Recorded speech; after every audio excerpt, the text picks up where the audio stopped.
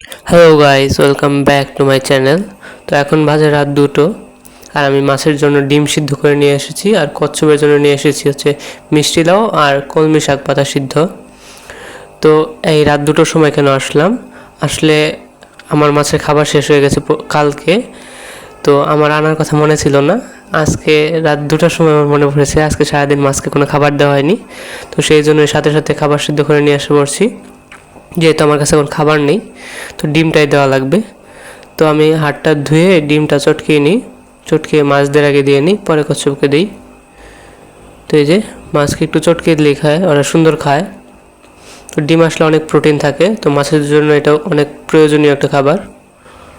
তো আমি আস্তে আস্তে সবগুলোকে দিয়ে দিই। প্রথমে গাপ্পির বাচ্চাদের দিয়ে শুরু করলাম, এগুলো 2 মাস বয়সী বাচ্চা। আরেক বেচা আছে, ওগুলো হচ্ছে 7 দিন বয়সী, ওগুলোকে দিব। আগে সবগুলোকে দিয়ে নিই।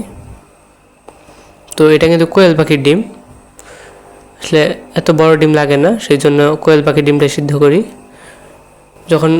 পরবর্তীতে যখন বড় সেট আপ করবো তখন মুরগির ডিম সিদ্ধ করব। আপাতত কোয়েলের ডিমটাই প্রয়োজন।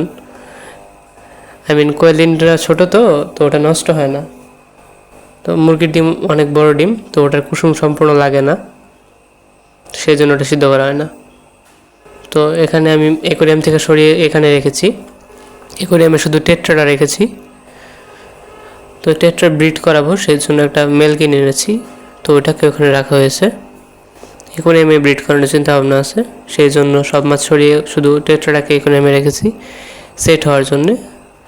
তো সামনে ওটার ভিডিও আসবে টেট্রা ব্রিডিংয়ের। তো এই যে 7 দিন বয়সী বাচ্চাদের খাবার দিচ্ছি। তো এখানে দেওয়া শেষ।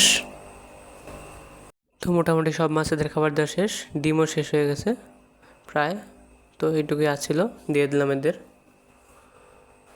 তো দিয়ে দিচ্ছি, তারপরে কচ্ছপকে দিব। তো আমার কাছে একটাই কচ্ছপ আছে, আরেকটা ছিল কিছুদিন আগে মারা গেছে, ওটা কোল্ড শকে মারা গেছে। ঠান্ডায় মারা গেছে, আমি হিটারটা দিইনি, আমার খেয়াল ছিল না, যেহেতু আমার কাছে একটা হিটার। তো এই সেট আপে দিলে ওই সেট আপে ঠান্ডা লাগে, তো সেই জন্য আমি হিটার চালাইনি। ঠান্ডায় থাকলে সবগুলোই থাকবে, এক সেট আপটা গরমে থাকবে, এক সেট আপটা ঠান্ডায় থাকবে, এটা ভালো দেখায় না, সেই জন্য। ফলে কচ্ছপ মারা গেছে, আর কিছু কিছু মাছ মারা গেছে শীতে। তো এবার আশা করি যেহেতু বড় সেট আপ, তো অনেক হিটার আনার চিন্তা ভাবনা আছে, 4-5টা হিটার একসাথে চালাবো, সব সেট আপে হিটার দেওয়ার চিন্তা ভাবনা আছে আর কি। তো এটাকে চটকিয়ে কচ্ছপকে দিয়ে দিই, তাকে চটকে নিই। এখানে আমি শুটকি মাছও অ্যাড করব, এই যে এটা কিন্তু ইচা শুটকি, এটাও অ্যাড করব আমি এখানে, অল্প করে অ্যাড করব। এটাকে রেখে নিই, তারপরে মাখি। তো আমি ভিডিওটা এডিট করছি রাত 2:30 বাজে, তো আশা আছে এখনই আপলোড করে দেব।